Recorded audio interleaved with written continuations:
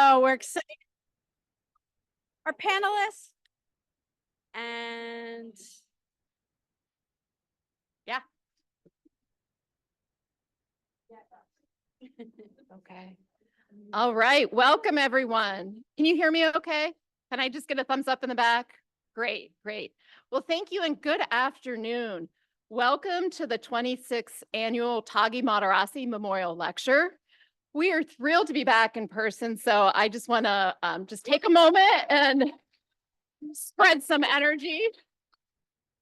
Like we do for every Taghi ceremony, we do want to go back and remind everybody who Taghi Modarressi is and really be able to celebrate his impressive journey and career. So Dr. Modarressi was born in Iran in 1931. He emigrated to the United States at the age of 26 to avoid oppression. He received his medical training at Duke and McGill universities, and then he joined our staff here. We were lucky enough to get him at 1967. We thought it was a little earlier, but I just learned from some of the early leaders that it was 1967. He started off in the ambulatory section, and at some point, I think did a little inpatient work as well.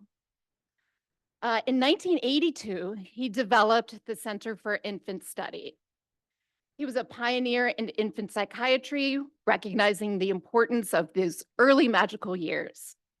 He expanded and managed the clinic until 1955, when he did retire for medical reasons. Dr. Modarressi published 5 novels throughout his lifetime.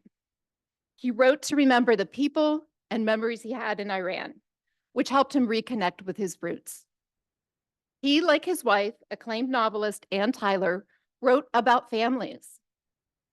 All his stories revolved around the experience of immigrants, which laid the groundwork for his career as both an author and a healer.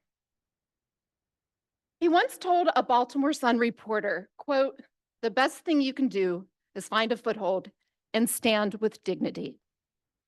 As a child psychiatrist, he listened intently to the stories of the young children and those caregivers. He provided treatment and support to help them gain a foothold and maintain their dignity in times of crisis. We are so fortunate here at University of Maryland to continue his tradition and still have the Center for Infant Study. And with that, I'd like to introduce our guest speaker, Dr. Linda Gilkerson.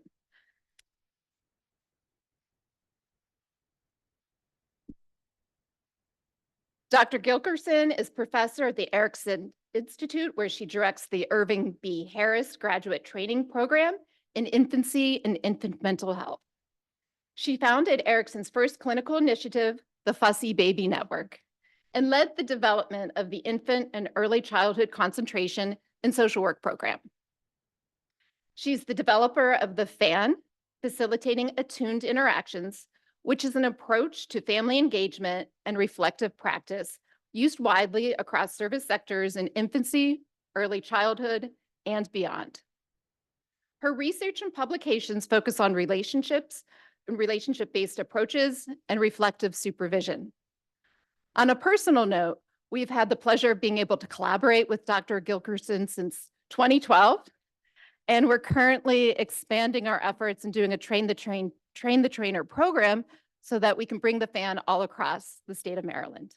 So with that, welcome Dr. Gilkerson.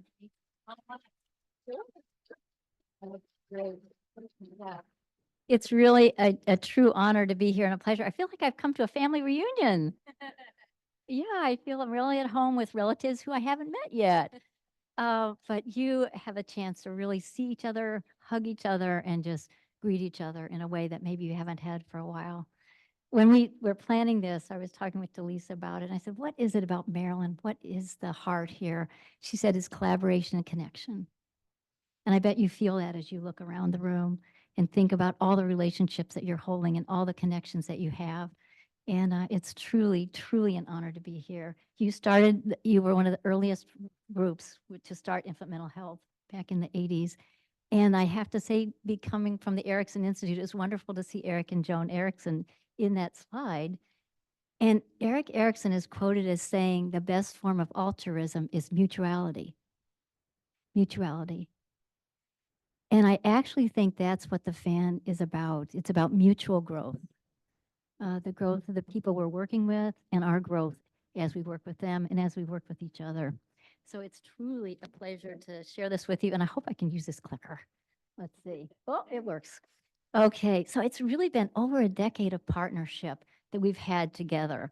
And I can't help but go back to the beginning. And Kay, you were one of the first people to think about the fan in infant and early childhood mental health. And Kay gave us this concept of the fan as a regulating framework. She said, that's what it can do. It can hold us while we hold others. And we quoted that early in the beginning. And I have to say, I think she's the only person who's used the fan, you may not even remember this, in inpatient huddles. When she was working with nursing and mental health assistants. And she would say to them, she would arc it, she'd say, what has it been like for you to take care of this patient today? And that comes right from the arc of the fan. And she'd say, what is your urgent concern? So I can meet you there. And then she'd say, what would you like to take away with you from this team huddle? And I think that still stands the test of time. You know, connecting, collaborating, and then reflecting. And then there was Carol and Kim, amazing Carol and Kim, who gave us things about the fan that have become iconic to fan training. Do you have the glitter bottle? It's in the car. They taught us to use a glitter bottle. You've seen that, you shake it, right? And it's all stirred up and you can't see through it. But then if you use what we think of now as mindful self-regulation, and you can hold yourself, you can watch those glitters settle down in the bottom. They're not gone, but they're contained, right? And then you can see clearly and think, what is going to be most helpful now? And we use that. That's a gift we give in our fan trainings. We are now in almost 42 states, even more than 42 states in 7 countries. And you can imagine how many people have been touched by that gift from Carol and Kim. They also brought the idea of the second arrow to our training. We talk about self-compassion now, and I think what people remember from our talking about self-compassion is the concept of the second arrow. The first one comes from the outside. I really missed that phone call, which I really did, by the way, and I'm the head of a search committee, and I missed a key call from somebody who wanted to be on our faculty. You know, things that you do that really happen. But then the second arrow is the one that you shoot at yourself, right? Oh, how could I have done that? I'm so forgetful. I'm letting everybody down. And so what we know that instead of the second arrow, we want to offer self-compassion at those kind of moments. So again, another gift which has become a central part of our training. So thank you so much for that gift. And then I do not believe we could all be gathered here today without Delisa. Maybe I could invite everyone to give a round of a hand to Delisa. Delisa has the big vision and she makes it happen, right? She reaches out to all of us in ways maybe we hadn't even anticipated. She said, you can do this. We need you. Come be part of this effort. And because of Delisa's leadership in the launch grant, which has now become a way that she's able to sustain this model right here, you know, to this day. So I can't thank you enough, Delisa, for your leadership and your faith in the fan. Yeah, so thank you. So it's been a decade of partnership, and that's what it looks like when we started. This was our image of the fan. We had our little fussy baby down at the bottom there. And I want to share with you the roots of the fan, and I want to talk about some rich collaborations here in Maryland. Then I want to share some newer adaptations with you, and then talk a little bit about what learning outcomes we've found from our work, and then back to the original mission of the fan. So there it is, becoming a parent. It's like getting on the fast track to personal growth and you cannot get off. My son is 41. I am on that path right now to today. So we started off with that idea, and that quote actually came from one of our first parents. And there she is, Miss Emily, with her late afternoon fist shaking rage. The thing about these babies is they come to your house and they stay. They don't leave, right? So how do you embrace that little one who you were not expecting? The challenge that you had, weren't sure that you could reach. That's where we started with the fan. And we had Dr. Barry Brazelton, who was a mentor for us for many years. And he said something that is so true to today. He said parents carry 2 vulnerabilities. No matter who that parent is sitting across from you, wherever you are, this is what's running in the back of their mind. Is my baby okay? Is my preschooler okay? She's not talking yet. What about my 7-year-old who doesn't have a best friend? What about my teenager? I don't want her to be on TikTok. You know, it's always there. And the second part of it is, am I a good enough parent? So we held those vulnerabilities in mind. As we ask our own vulnerabilities, we might ask ourselves, are they all right? And do I know enough to help? You know, so how can we have those grounding frameworks that help us with our vulnerability as well as family's vulnerability? So this is my family. This is my husband, Don, and this is little Michael. And he was one of those fussy babies. And it was an experience, it was a life-changing experience. And I said to him years after that, I said, Michael, you were just fine. It was me that was struggling. It was me. So what did we learn from fussy babies and their parents when we started? That they were exhausted physically and emotionally. And interestingly and surprisingly, they had pulled back from their support systems. Who wants to go to the birth reunion class when you know your baby's going to cry through the whole thing? So you don't. And they were constantly searching for a cure and a cause and a cure. What will end this? Why is this happening? Is it me? You know, and then the last one, that they'd lost faith in themselves and their baby, which my husband had not. This is the colic pillow. He would get in the rocking chair. He would methodically put that down. He'd put the cloth over it, and they would just rock together. And that's how they got through the storm. But it's not so easy. And as we talked to parents, they said to us, anyone who listened helped. It's hard to tell your story when you've tried for years to have this baby and you want to give it back. Who can hear that? It's hard to tell your story when you don't love your baby. Who can you tell that to? So how can we be present to families in the midst of that struggle? And is there something we could learn about that could help a lot of families? That we didn't know then. We didn't know how helpful this would be to many. This was one of our first moms. She was an EMT from the south side of Chicago. She was a tough lady. And she had 2 babies in the NICU. One of them, she went in to try and comfort, and he coded when she touched him. And he's fine. He was resuscitated, but she had this experience in her about this one baby. And they were crying, and she came to us, and when I answered the call from her, she said, I hate him. What are you going to do about it? I had no idea what to say or how to be at that moment. You know, that was the intensity that was there. We knew we had to help parents in that now moment when that cloud was over them and they called us. But we knew we had to try to figure out a way to do it to build their capacity, their parenting muscle, and strengthen them, because we believed that they had that inside of them. So how do you do that? We learned that we had to do it in a way that people felt connected to us and understood by us, because only then could they really tell us their truth. So attunement became our model of engagement. If someone feels truly understood and known, that attunement creates a space where a lot can happen, where relationship can happen, where learning can happen, where change can happen. But how do you attune to people became our question. And here are our first teachers. This is a family physician. This is not actually his picture, but he is in my mind. He was one of those early callers. And he called for, are you ready for this? Sleep tips. How many sleep tips does a family physician need? A family physician gives sleep tips, right? But that's what he knew to say. And we're able to say to him, wow, can you tell me a little bit more about this? What has it been like for you since you brought your little one home? And then there was silence. So I did not know what was going to happen. And he said, I never thought I would feel this way, but I don't love her. I don't.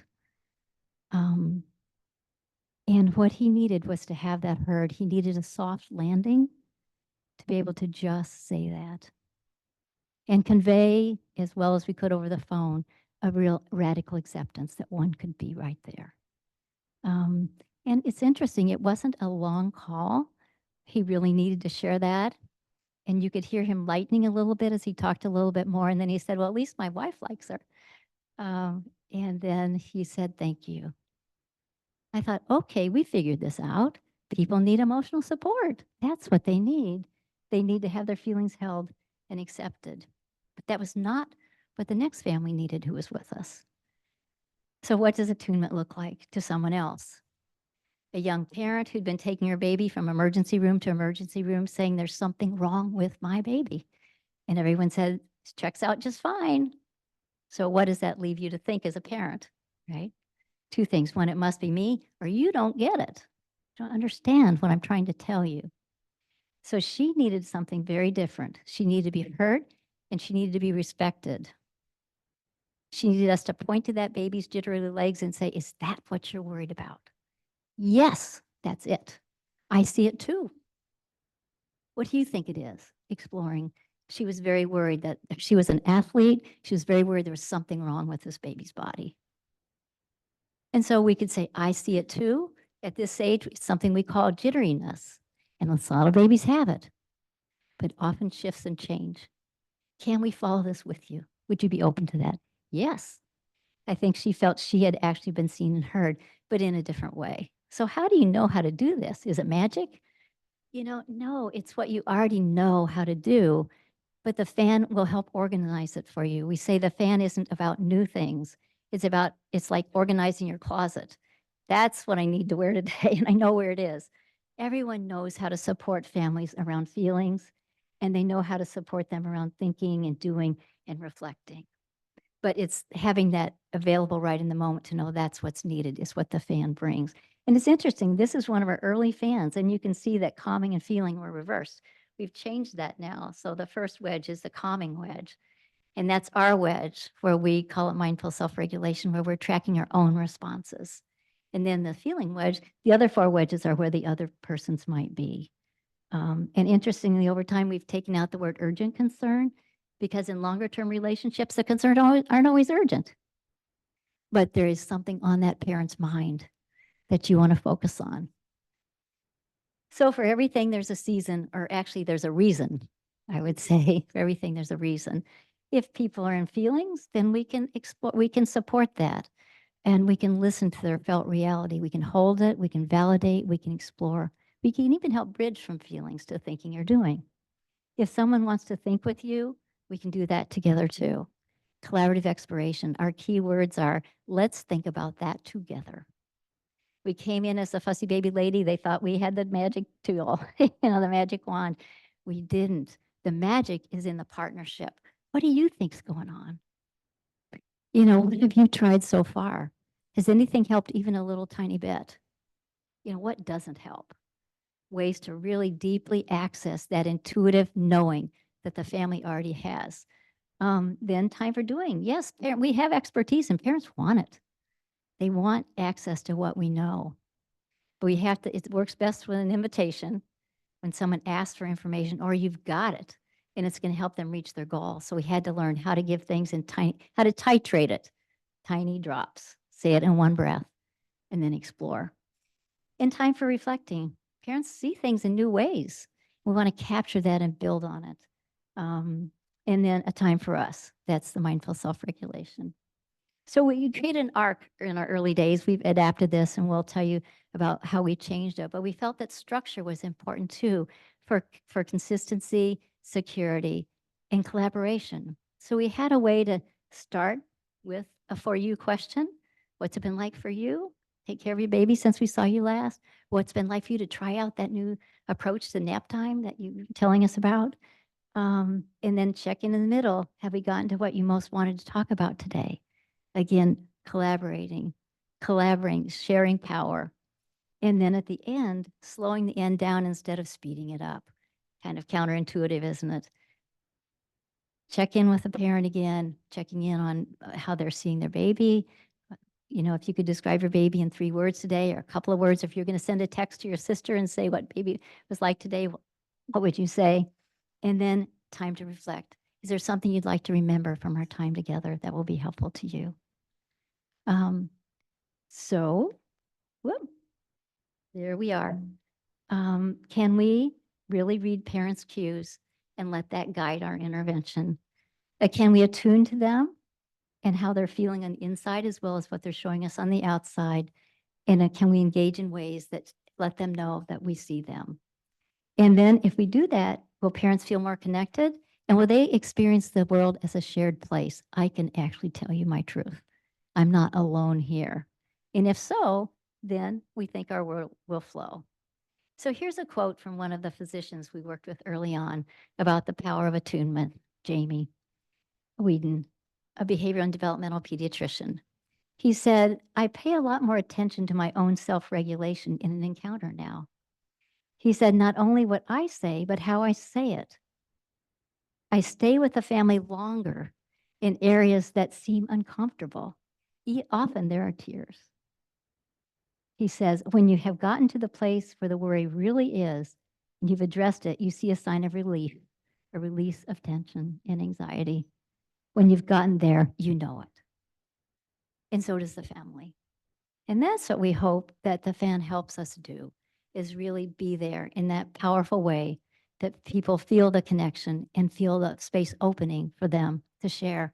So since then, there have been a lot of adaptations of the fan. It's been used in many different settings. Lo and behold, it turned out to be useful beyond infant fussiness. So we have a practitioner fan. We're working in home visiting with doulas, family advocates. We're in early intervention, center-based programs, child welfare, public health, community health workers, pediatrics, family practice, and psychiatry. Also, there's a supervisor fan, a consultant fan, a group fan. How do you tune to the whole? How do you tune to read the room and then figure out where individuals are as well? And also a leadership fan, which we're working on now. So here, it got launched with Project Launch. It really did. Delisa's effort to try and bring this framework to many groups across the state. And now she's able to bring stability to it through a Train the Trainer project so it can really stay. Carolyn Kim worked with this ARC idea in their We Cuddle program. So interesting. They had 10-minute play sessions with families, low resource families who were coming to a therapeutic nursery. And as they walked down the hall, they would say, what would you like to get out of this special 10 minutes with your child? And then somewhere in the middle, checking in, is it going the way you hoped? Kind of thumbs up or thumbs down? Can we make adjustments here? And then at the end, can you describe your child and the time you had with them in a couple of words? And they would write them on Post-it notes, and families would have these to take with them. Since then, we've adapted the ARC and really expanded it more to look at how we are. So we have a before the contact component of the ARC now and an after the contact component. Before the contact, we want to ask in how am I? Literally, how am I? And then step back, who are we to each other? Take a look again at our social identities, power relationships. How might they see me? How might I be seeing them? And to touch base with that before we begin the interaction. And then what are my expectations? Do I think this is going to go well? Am I carrying a worry? What am I bringing to this? And then what do I need to do to be fully present? And then afterwards, we want to check back in with ourselves again. How am I now? What was it like to be in a relationship with me this time?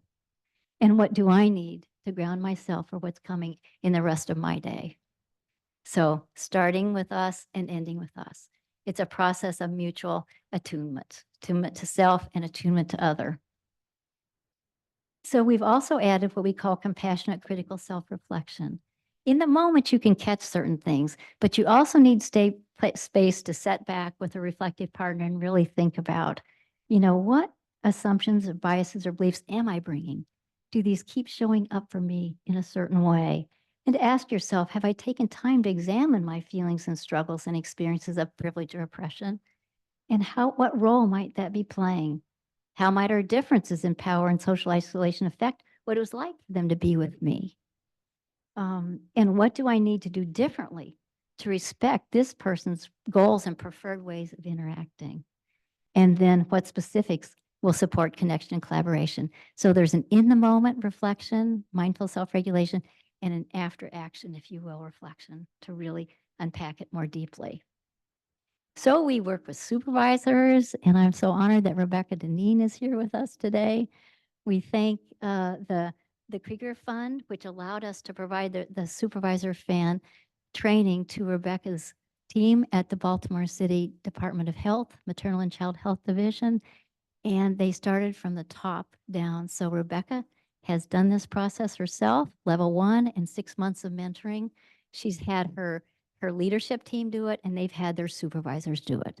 Is there a way that we as leaders hold our staff that could be a parallel process to the way they may hold those they work with? And I asked Rebecca to describe the fan experience, and she said, mindful, connecting, and reflecting. Just what we want in our leaders, to be mindful, to be connected, and to be reflect on their process. And we didn't have this, Rebecca, when we worked with you. We call the arc on the fly. You don't always have time to sit down and talk it over, right? Somebody catches you in the hall so that you've got that moment. Can I do this or not? And to make a decision. Yes, I've got time for them, or no, I don't. If yes, I've got a moment, tell me what's happening. If not, wow, that sounds important. Can I catch you later? And then you got time to listen in that brief moment. If you can't, thank you for telling me. Of course, that's on your mind. You're trying to take it in. And then, whoop, then you're trying to assess and inform. What can I offer in this? Remember, these are brief interactions. What can I offer in this short amount of time that will be useful? Or is it really more than we can handle now? And again, I could reset for it. And then closing the circle of an encounter, even if it's an encounter that you can't engage in at that time, you can say, thank you for telling me. We will follow up on this. Or thank you for telling me. If anything else comes up, let me know. So again, this consistency, predictability, and closure can be there in brief interactions as well as longer ones. So I want to acknowledge Carol and Kim's work, and with funding from the State Department, to look at the FAN early intervention Part C. These are the findings of FAN supporting therapists in Part C. They found increased empathy. The therapists went from being doers to understanding that going to feelings is also helping. The therapists were afraid the FAN would interfere with their work. They found it actually made their work more effective. They went from go in and fix it model to and watch me to we need to find the answers together. A huge shift in how your expertise is used. And also they found that therapy was actually more effective and they were more satisfied in their roles. They went from fearing the family will derail us to really seeing my therapy as being more effective through full family engagement. And these findings really have set the stage for a larger metasynthesis that we're doing, and I'll tell you about. So let's see, how are we doing on time? Okay. I'm going to just take you 1 minute to show you the fan in action. And this is Rachel Harvey, who worked with Carol and Kim as she learned the fan. And you'll hear her talk about the feeling wedge of the fan.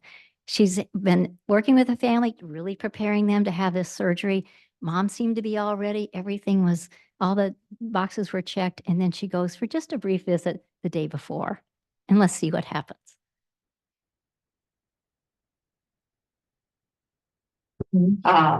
I had a family where the little boy, he was a preemie. He had like this raspy little voice. He sounded like he was a smoker. And I just had this feeling that he should go see an ENT, and he wasn't even 2 yet. I thought, he's got a crazy history. Let's just have somebody look at his vocal folds. And it turned out he had a cyst on his vocal folds.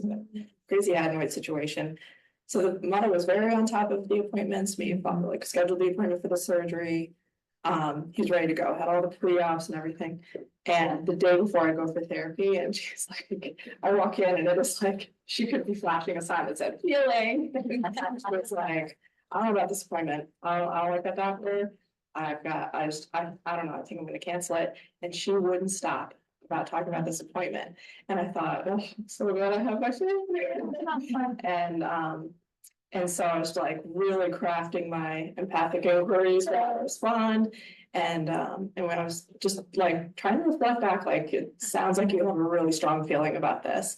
And I thought, don't tell her to go to the appointment. Don't say it, please. Just don't say it. And we got through the whole visit, and I not once did I tell her that she should go.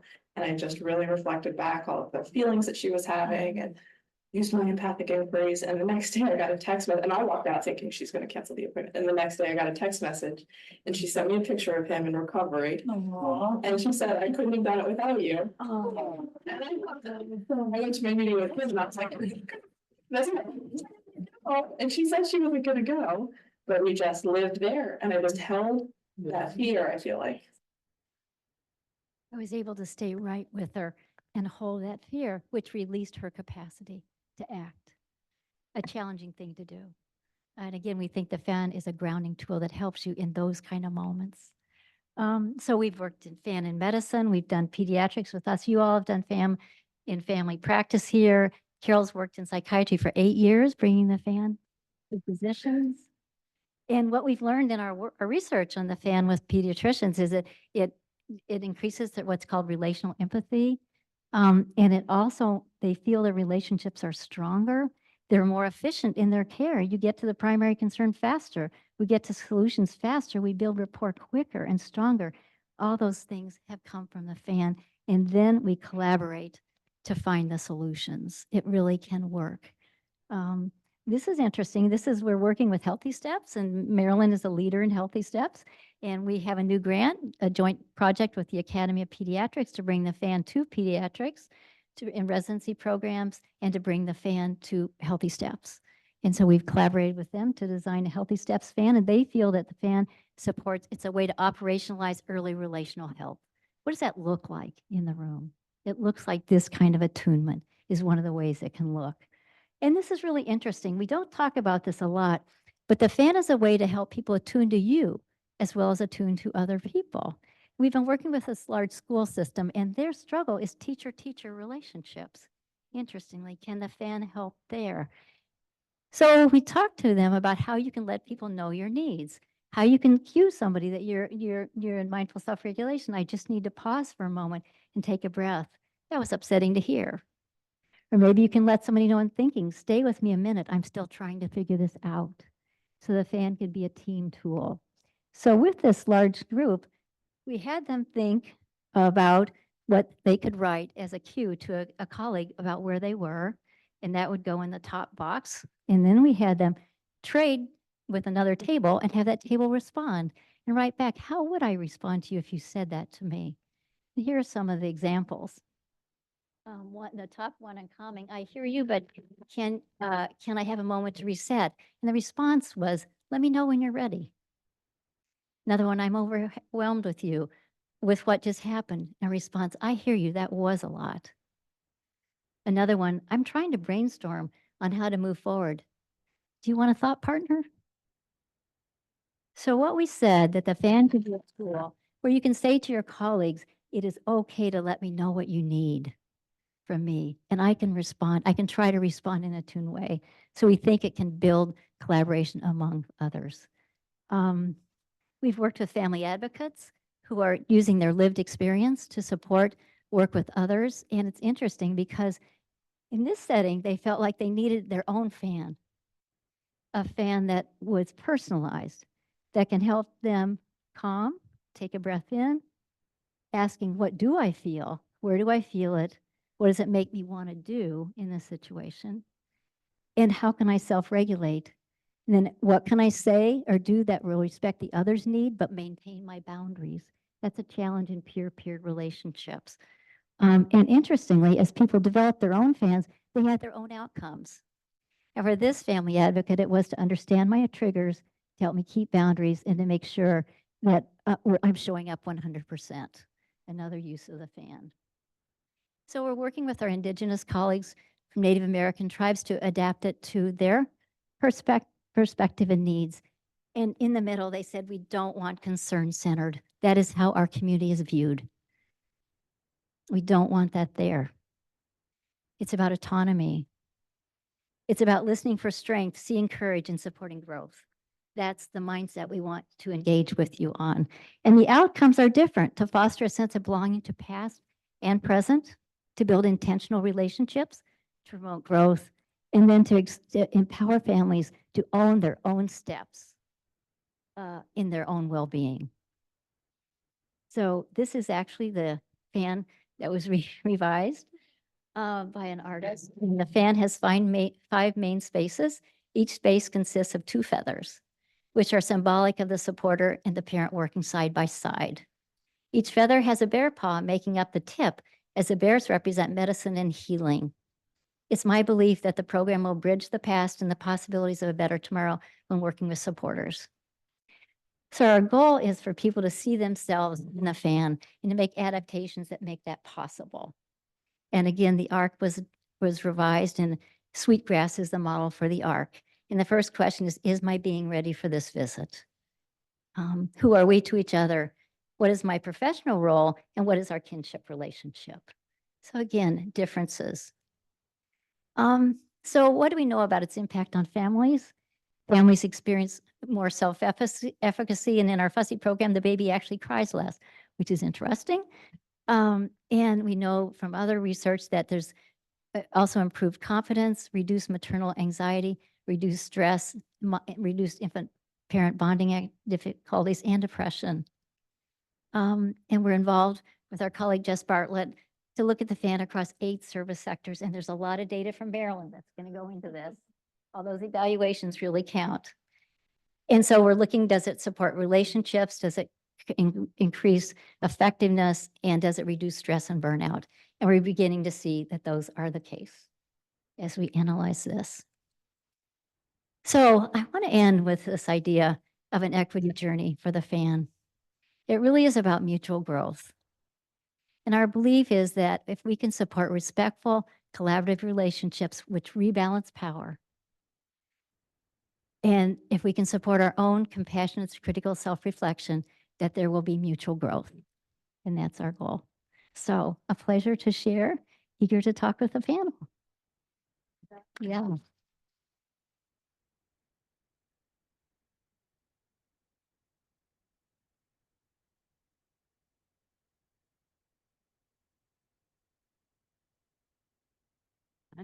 So in fan style, I'm going to just ask each of you one question just for timing. Joyce, I'll start with you. What has it been like for you to use the fan in your work as a provider and a consultant and a teacher? So I'm thinking, I trained the first go round in the fan, and I've tried. So for those of you who don't know me, which is not too many. I got to introduce them, sorry. I'm Joyce Harrison. I am a child psychiatrist. Actually did my adult training here and see many of my old teachers, and then trained in child at Hopkins. And I'm based at Kennedy, and I've been very active in infant and early childhood mental health across the state. I do a lot of work with pediatricians, and I'm thinking, we really unconsciously use the fan in our consultations. And when we trained, we thought we will, structurally do this, but we do this. We start with, wow, what's it like to try to manage this kid in this setting? And then we get halfway through and say, did we answer your questions? Because, in consultation, very often you're not, the question they're asking you is not the question they really need the answer to. And so being open to that. And then at the end saying, did we meet your needs? Is there anything else? And and what's your plan? And what are you going to take away with this? But so it's a beautiful model. It's wonderful. And I guess I do want to talk about endorsement and how the fan, I think, so just future steps. And I just want to kind of give people previews of coming attractions if they will come to the meetings after lunch. I'm going to now talk in my role as the president of the Infant Mental Health Association of Maryland and DC, because we've just received funding to roll out endorsement across the state of Maryland, which for those of you who may not be familiar with endorsement, it's a standardized national system of training early child care providers from child care workers all the way through university professors. And so the fan is really central to all of the aspects of the competencies. And there are people, Jess is over here because she's endorsed. And so the idea is you go through this process of training and everybody gets this same training. And I think it's really going to universalize the fan for our state. I really do. So I just wanted to throw that, and I want to I want to plug to ask people to come to the meeting afterwards. We're going to talk more about this because we need everybody to roll up their sleeves and get ready for this, which is going to be amazing for our state. So I'll let Delisa go. Perfect, Joyce. Oh, thank you so much. Delisa, what's it been like for you to use the fan in your role as a leader? Great. So I'm Delisa Worthy. I am the director of the Office of Early Childhood at the Behavioral Health Administration in our primary behavioral health and early intervention division. And so I like to think that I keep the fan in my back pocket at all times. And I am known for saying that I use the fan with all humans, all. And so it has been, husband included, and he now he knows when I'm using it, but he still can't do anything about it. He'll say, I know what you're doing, but he, you know, it's too late. And so, you know, in the work, I do a lot of different things, right? And so in my work with university students at College Park, I arc each session with them. We do mindful self-regulation at the beginning of our class. We do a midpoint check-in, and we reflect at the end of each class. At first, I'm kind of the weird professor that does things kind of differently than other professors that they know. But before spring break, if I forget any part of that, they'll stop me and they'll say, we're getting late in class. You didn't do our midpoint check-in. And so it becomes something that they take to very quickly. Right. And with their final project, they incorporate the fan in their final project that they have to do. And sometimes in their reflection, we do an end reflection at the end of the semester. And some of the students say the fan is their favorite part of the class that we have together. They love mindful self-regulation, and they find the whole thing very useful. Right. I use it at the state. We use it as part of meetings that we run, and as a part of Project Launch. It was really helpful to use one example with mental health consultants where we were trying to get data. And we had this push-pull trying to get the data, and they didn't want to ever tell me zero. That was like the main thing. We don't ever want to tell Delisa zero. We don't have anybody who has come to our parenting class, or we haven't done something. And so we use the fan to attune with our consultants, and we use mindful self-regulation, and we were being with them, which developed a sense of trust, and it developed a sense of safety. And at one point, they were actually able to tell me why there were things that they weren't doing. And they were very serious reasons. They were in a pretty precarious situation about safety. And they were thinking about the safety of their parents. And so their parents weren't coming because they didn't want them to come because it wasn't safe in the school at that time for them to come. And so we were able to really brainstorm because they were able to tell the truth about what was actually happening. And then we were able to make the adjustment. And so it was a powerful moment. And so when I think about my use of the fan, it can be used with anyone at any time, right? Attunement is something that you can always do. Reflection is such an important part of what we do. And I think that, you know, oftentimes we kind of think about things in boxes. I use this over here, or I use this practice for this. But I think that when we think about the fan, if you're a human, you can use it and it'll work for you. Well said. Human to human. I think it is really a healing human process that we're all in great need of. This chance to reconnect, to attune, to be together, and to heal over, you know, some long years of loneliness. So I think it is a perfect person to bring us back together, and a perfect model to help us think about how to move forward in our healing and reconnection post-COVID.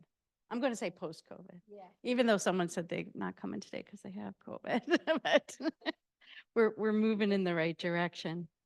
So I'm really grateful to Dr. Edwards for leading our center, to Bree Fellows for being our wonderful clinical program director, for Carol being our fan champion all these years, and to my colleagues, Joyce Harrison, and her really, she's been carrying the presidency of the Infant Mental Health Association all through COVID. So it's really important for us to see all of you here, and hope that you'll stay for lunch. And thank Delisa for her leadership and this chance to get the funding through the state to take FAN to the next level here. So we usually end this day, of course, with food and some gathering, but we also have a few awards to give out, and they're very special chance to be together and give some awards. I'd like Carol to come up if she wouldn't mind.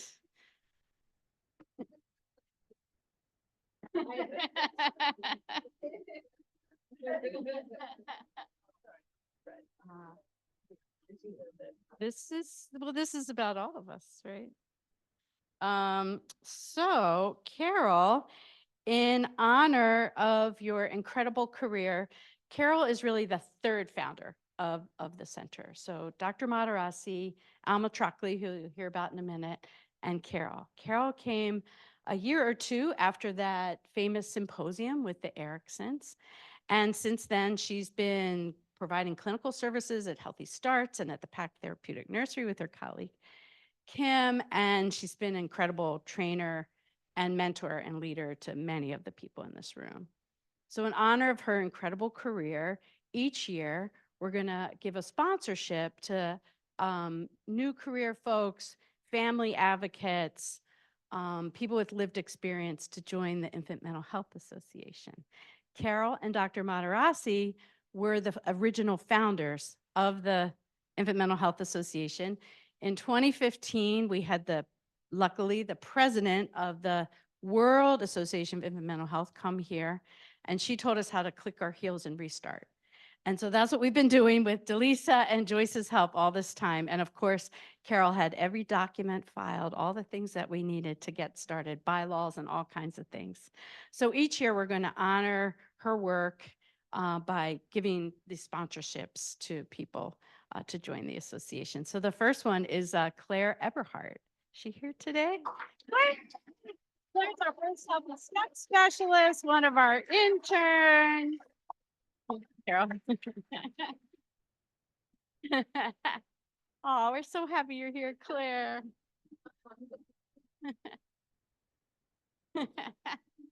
And the next person is Nijay Collier. Is she here today? She said she was going to come. There she is.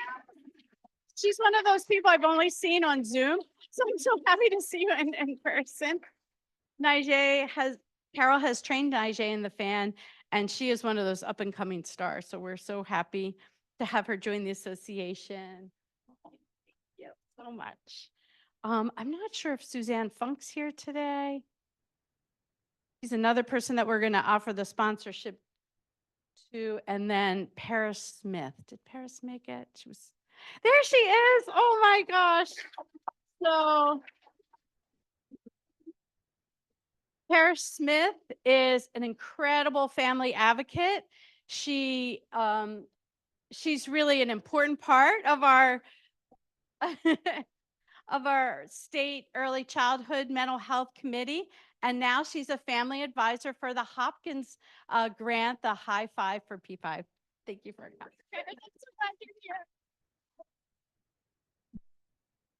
She is so generous with sharing her lived experience of raising 3 children with special needs. And so she is also an important professor and teacher to all of us. Right, so I was supposed to flip to this beautiful picture of Carol where we had the chance to present with Linda at the World Association of Infant Mental Health in Ireland, and that's Carol in her Trinity dorm room. And then our last award for today is in honor of our amazing colleague, friend, mentor, Alma Trockley. And her daughter, Joanne, is here. She could come up and help Lee and I.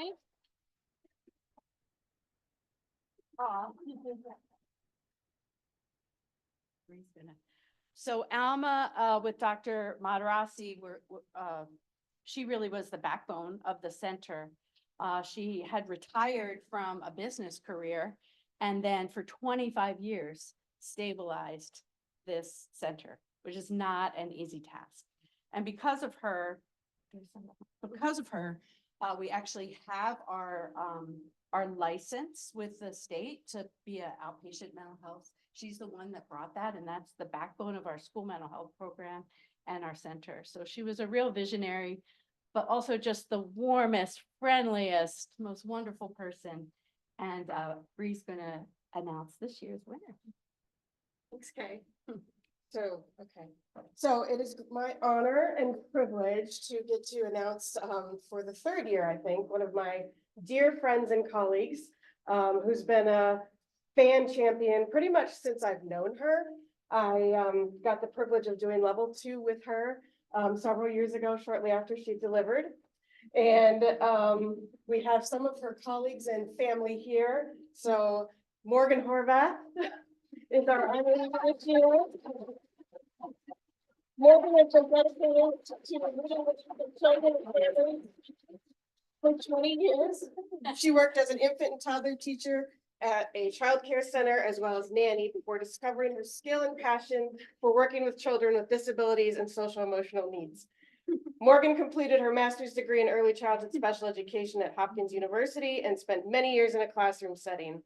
She joined Project ACT in the spring of 2012 as an early childhood inclusion and mental health consultant. She now leads Project ACT as a director since 2017, ensuring that providers and families across Maryland receive high quality training, coaching, and consultation and the need to meet the needs of all children. What's so cool?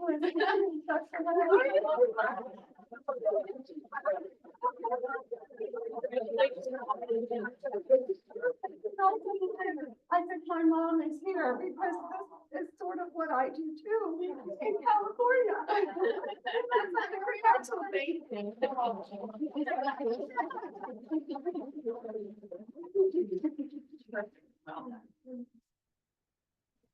So thank you, everybody, for celebrating with us, for getting a chance to really hear from Linda deeply about why this model is so important to us and so central to our attachment-based work here in the center.